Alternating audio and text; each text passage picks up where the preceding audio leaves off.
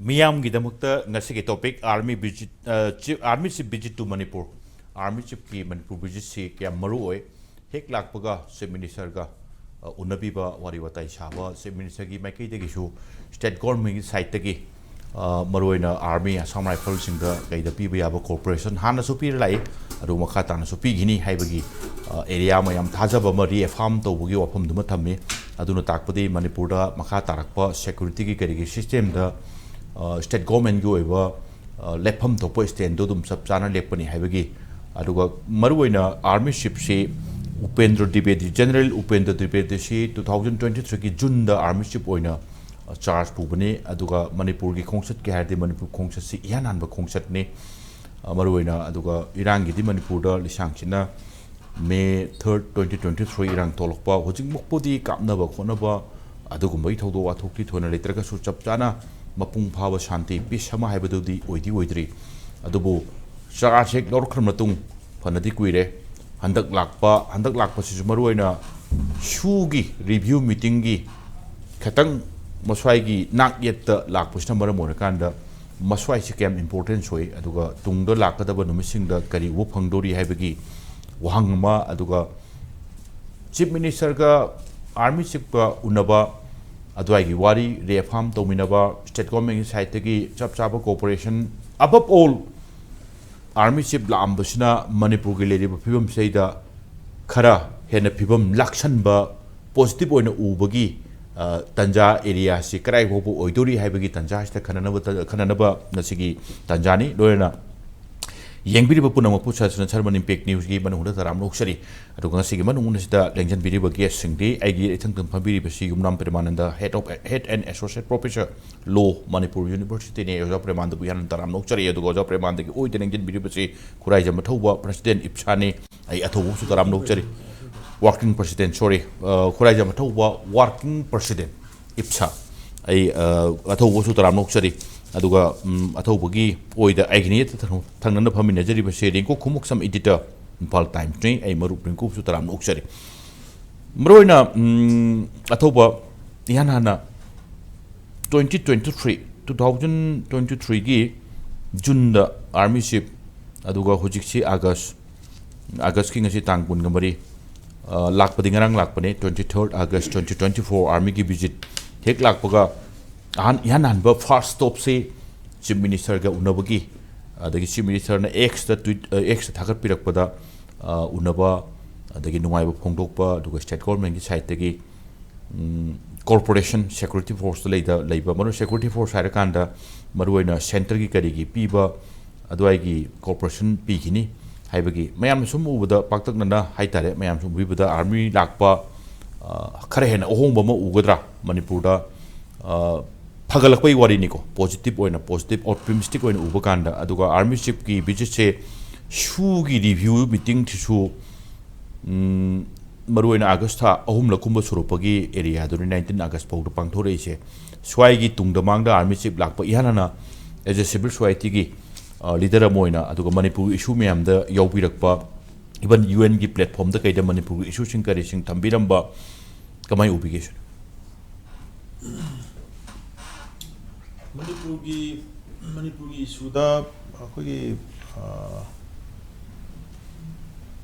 Kahetara Masi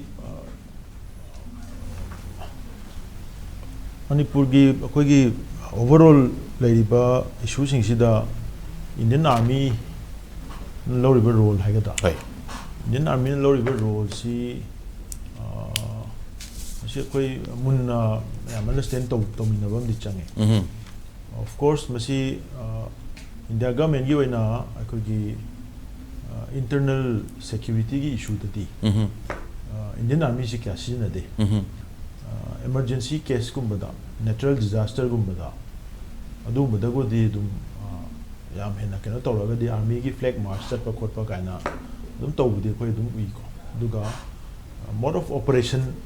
kone maru internal security ka mari lena bada tawk taraga di Masidari Indian Army ki magi role si am limited oina ayam ba makoi di national defense external force ki element na aggression lega kanda adu mudu do oina ayam deal to na magi oina leba dong to aduga internal kenogi sina akhoi paramilitary forces kumba kenogumba singsina tawe ado hairiba singsi makhoi di amarom da hairaga Indian Army habasi executive agency mani they only execute orders aduna decision loropa kanda decision making to the ayamba top executive side tare koi prime minister's office kumba home ministry kumba national security ki mogi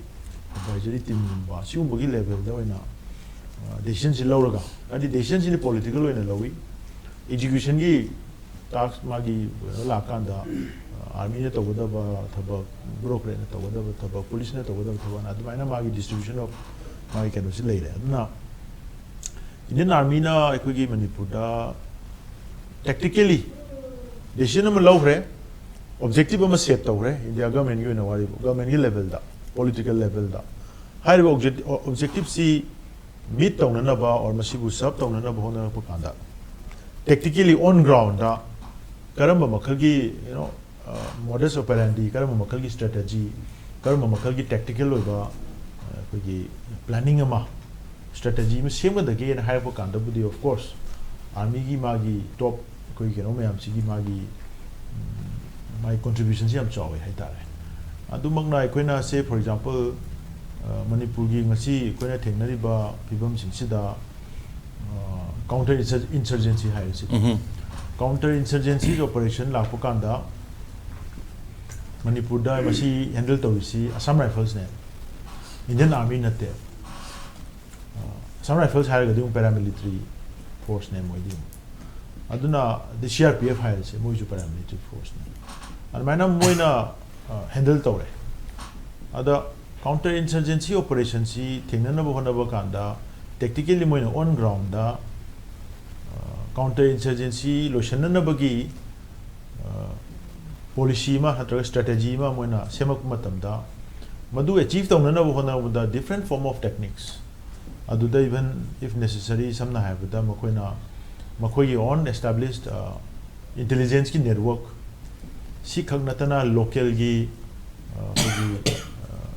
informants haigadra ko informer sing network ama semaga pau khudingi pisa piraga hullaga thamba unaccounted budget ama phau thamaga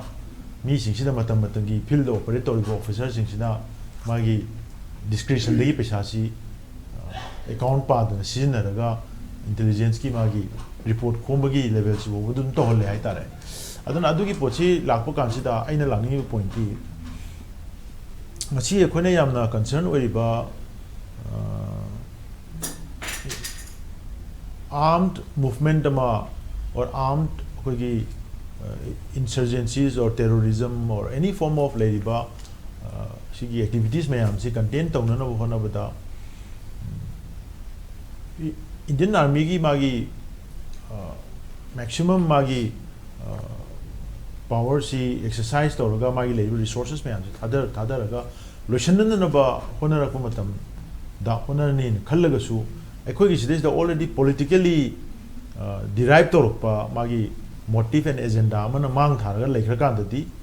hujiki haiba army na tawgodori ba thabak tu da hindrance me ama pi ba natraga madu limitation thamba natraga madu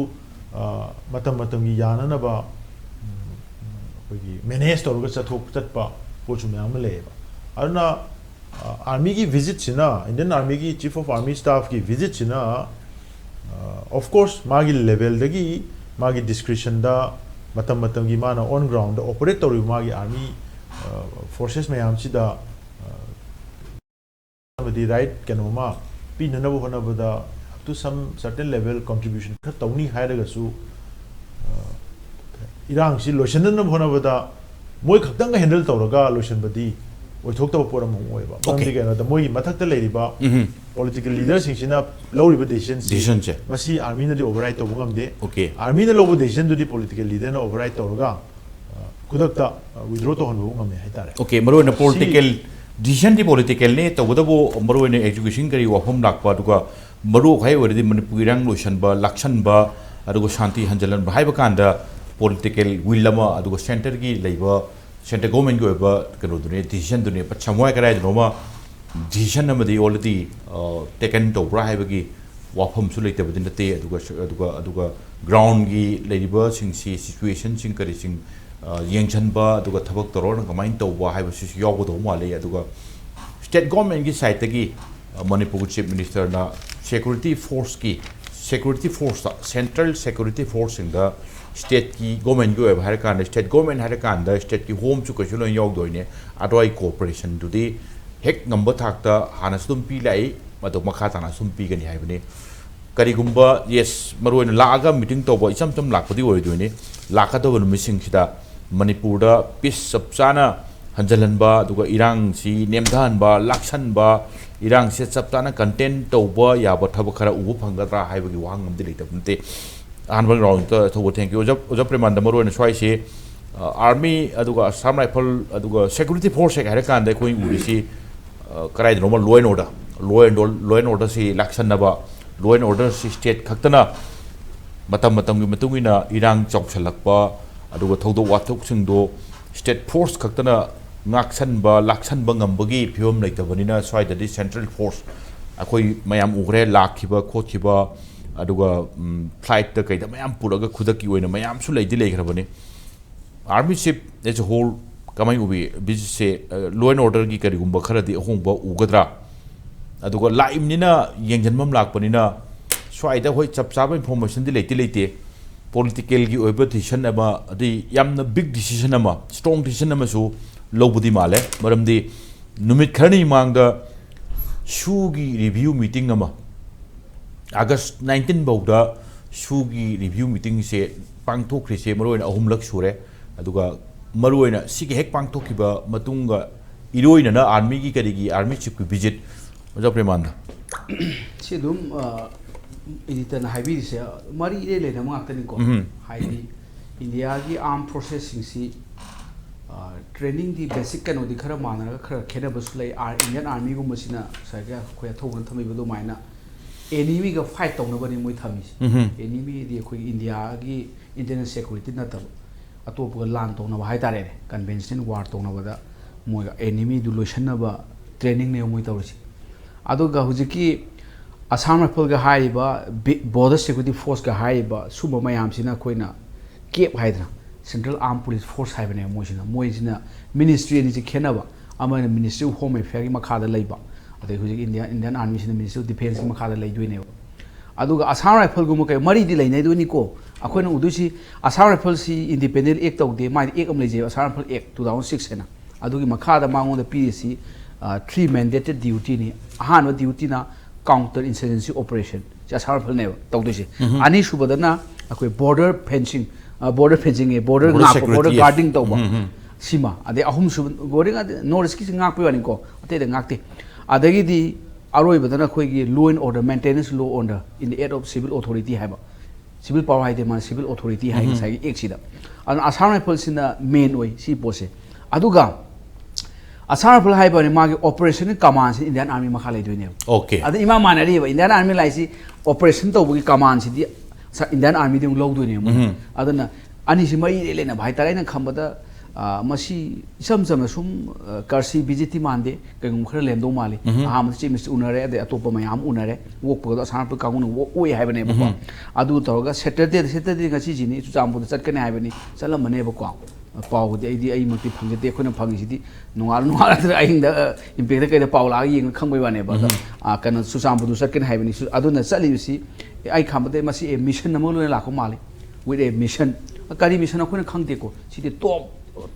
kind of confidential canoni when Haka Kuna, because you canality do ladybug as I circumstances at the ladybug as I junctures that according to Singapore must suspension operation review to report a mushroom or among the lady other shoe Hindu the kind of public story as Manipuri newspaper and see I am Yare Sumongo Malay and Kamada Adu report them to labor Aduga according to Tatana military crackdown to view kind of high bar. I don't want to talk to Monday, military crackdown to the Mala military in a harness talk, Kapa Hordonam. The outdoor. Other than Indian Army had a swam Central Armed Police Force Mayamsi Operation Commands in my Mahadalu level. Be a ship to even sharp if slavery. I do labor in Indian Army such Timothy Marway, Mana Ada, Mana Kappa Yaudrasu, operation tawdoi operation command structure du mai makha da lawdi leidune ba san pal masa makse ada asan pal ji kai mati Indian army som da gi deputation la pa ngakta ni na mari di loi le na ba aduga magi Indian army oina lan se thousand loi ba kai no internal security ji ma di yaude magi main task di enemy ga di Pakistan ga China ga khana ba gi hadai action gi wane ba adu oiraga su manung sida overall kaino si man akoi di hujik di 3 kaino gi armed air force adagi di akoi gi land Indian army adagi di si navy ga si gi su body su lai re na hujiti si command structure su lai ra bane India se ano bo lo da na ngai theater command da to an chalam du punna theater command si ya ai na haije ne kaino kan si myam si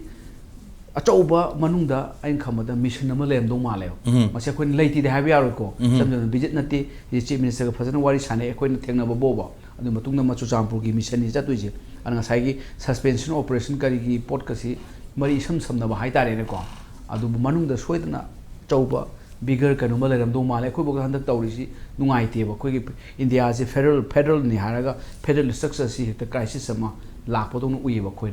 had the suspension operation review to by three peta ni state government should be there state government yaw do ni yaw de and state assembly na su masi akhoi di masi withdraw to ni abrogate to bu haina si thai di assembly resolution lai ni haije ba adu mayam de loi na supersede tawraga akhoi kaim tam nawa log di akhoi da khoi thok to ni gai ba gi port si di federal country ni khoi lebak di union state ni state mayam si magi oi ba power da pijaba ne law and order state subject ni without 355 thamjan biraga bai di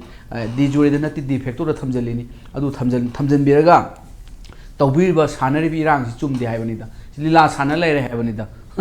lila sana ba si chumde da na ko hai mai cha ga di khara koirap sanaru re adugo maroina new development hai batai ngarang lakhre army ship aduga ngasi hangre maroina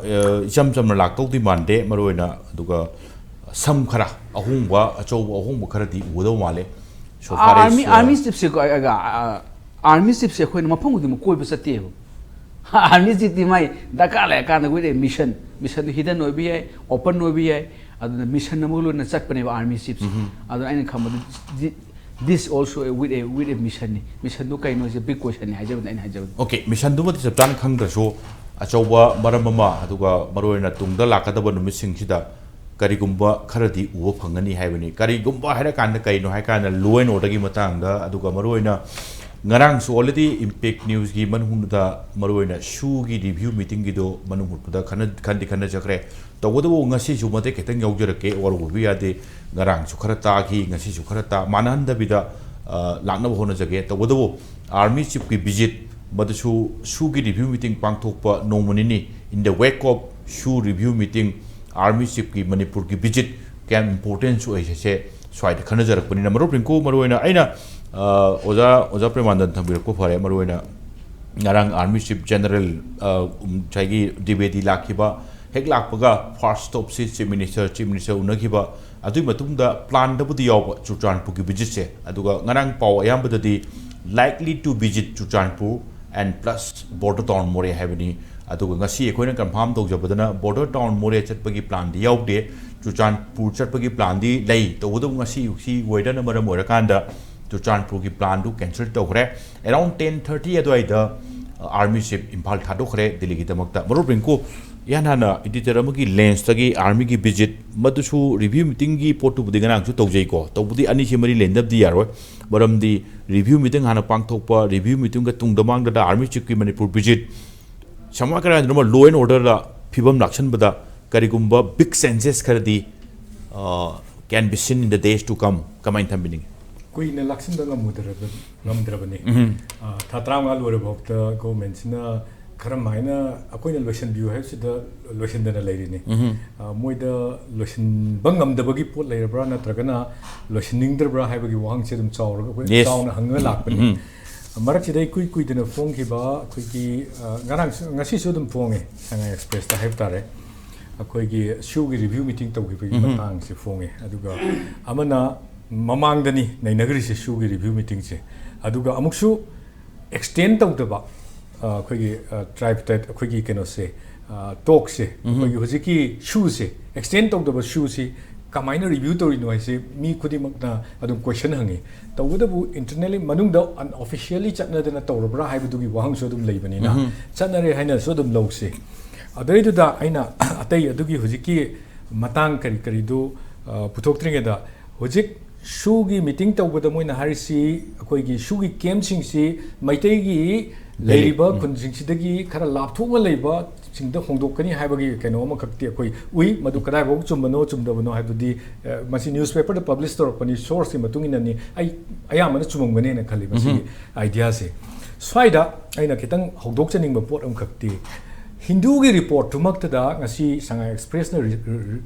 keno to reproduce story do adulai da language ma hai the cookie insurgents group hai cookie insurgents have a why share ngasigi can report to the koi thengnei ba whereas mamang de tawkiba koi in 2005 tagina 2008 ta 5 tagi torla ga 8 to official loina tripartite talk la krimni na madugi tawnakiba magi suspension of operation gi agreement singdu da insurgent have a why share amat ta pan ba thengna de ara kamain tawdana inong na ngarang national paper yamna academically adagi plus yamna credibility yam wangba adugumba newspaper amada insurgents have why se put up tora akanda akoi da su report to what of the insurgents aina hujiki cookie gi akoi na militants na hijeri ba sin sida kamaina insurgents sinari no se yamna akoi da angak pa ma phawi hana dagi hona ngarang han dagi akoi platform sida naina ki ba NEC gi draft vision draft document da kanogi chin state yaurme adagi more gi maming onthok me adagi jati macha sing hokip onthok na honarame adagi churchampur lamka onthok na honarame ikui dana lamka da khoi gi airport thamnana ba proposal torame haibagi marak mayam ama leiringai sida adu da khoina chingnari si national gi oiba union gi oiba mayam sigi sina kari gumba saru ghara yaurbe chingnari gi marak sida hindu paper da kuki khoi gi militant sing sibu insurgents ba wai sinarak pa sa masigi pot se khoi yam haksin lo hum thoe ba maramdi kuki sing si ningtamba leibak ama phangge hana lan hogibra horokhiba matamda early 90s ki matamdani moina tholakibasi after a class between NSNM amadi makoi ani gi marakta class hokiba matungda makoi gi village guard oina thokanda adumaina thokibadagi macha thokibane koi khangi makoi ngasi boki manungda Indian Army singi mathakta adugi moigi oiba political destiny amada makoi Indian Army singi mathakta nungoi kapra adagi makoi gi oiba keno amakak sagatna bo hona jabra akoigi kenogi established authorities singi mayokta lan hobra ade government gi mayokta hobra occupying force singi mayokta lan hogibra moi 2005 hoki stage je yeng matanda no adu hoki stage yeng matanda makoi gi village tu kadang nga anaba tholak padagi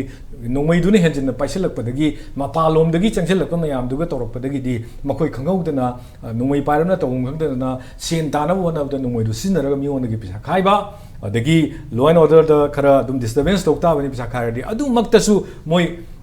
army da natraga any established government amada nomai kap group natte aba they don't have any political kanoma matamdu da political dream ho leite makoi just kano thola ga tawbudu da akoi gi kanona Assam Rifles ka toraga horaga 2005 da 8 da tripartite agreement tawu matamdu da su UPF and KNO se kamain tawge da maming oina seasonai makoi da yawriba party me am do loina seasonai sinariba pot se sidai sida insurgents saiba pot amatta pande at the same time militant su pande amasu pande moi organization no palle aduragadi why insurgents saiba put ama keno suffix sama haira isi kai gino ba kai gino da aina hujik hajar insurgents saiba si karino kamaina tawge da no da cookie sing the insurgents saiba why se sinaba horagadi the dream makoi mangiba mang anova state ama anova separate union territories ama mang paung na raba moina kanna honariba potsida somda lariba akoi gi mainland sida lariba authorities sing da su madugi potu permission pitho kano yabagi indication ama pira ibra haibadi unless and until insurgency group ama lairagadi madugi demand da lakpati yai adubu makoi di akoi na khanbada they are simply gang arm group ne aba akoi gi moi nurture tawna akoi gi shu gi mingda akoi gi army gi kangu singna even akoi state su yorom na state ki kangu wakta id dum blame tawge moi nurture tawba moi bapangang kangal angi bise makoi organized on gi bise makoi na tawne letter moina hai bada su dum hai akoi di keno ama administration gi koi gi paw du gi matung ina di koi gi territorial council gi mong da bak leibu gi pot pok leiramaga after to May 3 gi matung da di koi gi manglan si separate administration haina lak paneba adu ergadi kuki gi dream je sagana bo hona bada authorities of Indian ki keno me amsida leriba think tank adagi moi source gi phangam bo rambe ai hojiki Hindu da yaro paw su adu da su insurgency gu ma hapsel lakanda moi poche yana boina sema abra hese masi ahama makta da masi gi pochi madi yengbiriba sing adagi tabiriba sing da su masai area sida yam kupna khandina ba ai masai gi area sida I hana puthok cheninge okay aduga amana laiba